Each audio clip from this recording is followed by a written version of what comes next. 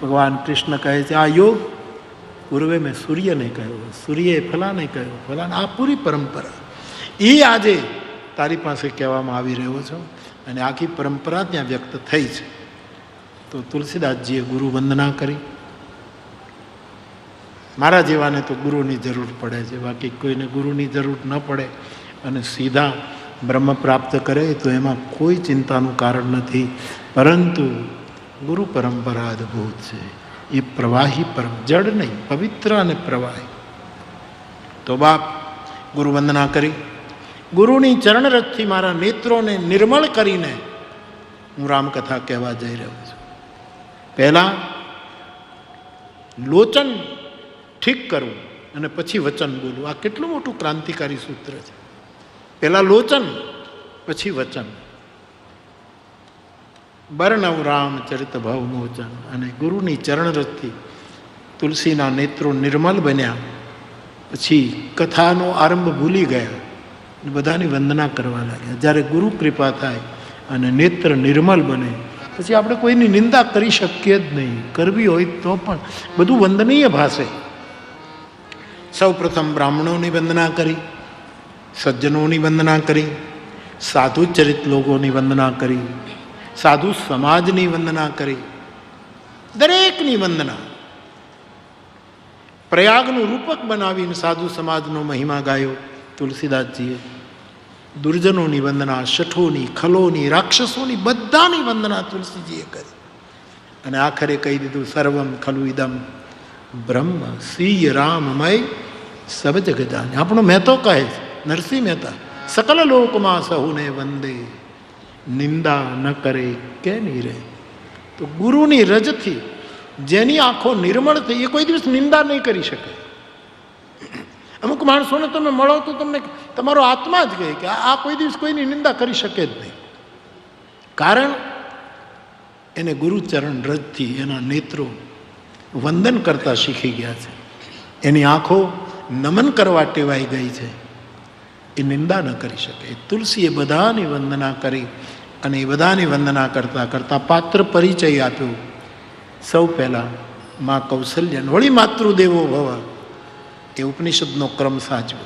મા કૌશલ્યાની વંદના કરી, મહારાજ દશરથજીની વંદના કરી. દશરથજીના માં ત્રણેય વસ્તુ: સત્ય, પ્રેમ, જેહી રામ બિચુરત દીન દયાલ પ્રિય તનુ તૃણ ઇવ પરે બંદવ અવધ ભુવાલ સત્ય પ્રેમ જય રામ. આ સત્ય પ્રેમ અને કરુણાની જે વાત હું કયા કરું છું માણસના, દશરથજીમાં ત્રણેય છે. સત્ય પણ છે, પ્રેમ પણ છે અને કરુણા પણ છે. એ દયા મૂર્તિ છે એટલે કરુણા પણ છે. હું યુવાનોને કયા કરું કે સત્યમાં વિજય હોય. તમારે ન જોતો હોય તો એ સત્યમેવ જયતે. યદ્યપિ સત્યને જય પરાજય સાથે કાંઈ લેવા દેવા નથી, એની સાથે જોડાયેલું એને એની બાધ્યતા, પણ સત્યનો વિજય થાય જ એમ આપણે જોયું છે. સત્યમાં હંમેશા વિજય જ થાય અને પ્રેમમાં હંમેશા પરાજય જ થાય. એમાં વિજયની કોઈ શબ્દતા. જેને પ્રેમ કરવો એને તૈયાર રાખવાનું કે હારવાનું જ છે. એમાં કોઈ જીતે ને, જીત્યો એ પ્રેમ નથી કરી શક્યો, એ ખોટનો ધંધો. એમાં હારે જ. હું હારું તો એની દાસી બનું અને નહીંતર રાખું એને મારી પાસે. ચોપાટ માંડી અમે શૂન્યમાં આપણા પ્રાચીન ભજનોમાં કહ્યું છે. આ બાટલે કાયનાત, આ બાટલે કાયનાત એમ કરીને શાયર પણ એમ કહે કે મારે જીતવું નથી. સીધી સાદી વાત. સત્યમાં જય હોય, આપણને ન જોતો હોય તોય, પણ પ્રેમમાં પરાજય જ હોય અને એ જ એની સભા. અને કરુણામાં જય અને પરાજય બંને ધોવાઈ જાય. એવી નદી છે કે એમાં જય અને પરાજય બધે જ બી પ્રવાહમાં અને કેવલ કરુણા બચે.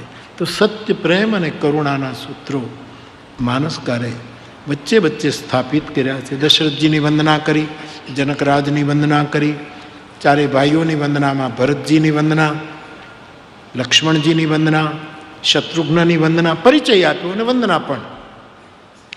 અને વચ્ચે સીતારામની વંદના લે એના પહેલાં હનુમાનજી મહારાજની વંદના તુલસીદાસજીએ કરી છે. અને એ અનિવાર્ય વંદના છે. એટલે પહેલા દિવસની કથામાં મને જે આદેશ થયો હતો કે પહેલા દિવસની કથા હનુમંત વંદના એ પૂરી કરી દેવી. તો અત્યારે હનુમાનજીની વંદના તુલસી કરે છે.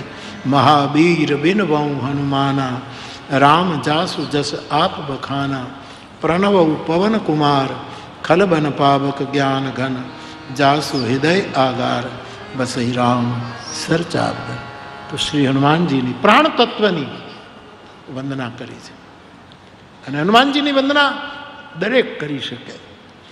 હું તો રામાયણના આધારે કહું કે હનુમાનજી લંકામાં વિજય થયા પછી ભગવાન રામે હનુમાનજીને કહ્યું કે સીતાજીને સમાચાર આપો કે દુરિતનો નિર્વાણ થઈ ચૂક્યું છે, હવે જલ્દી મુલાકાત.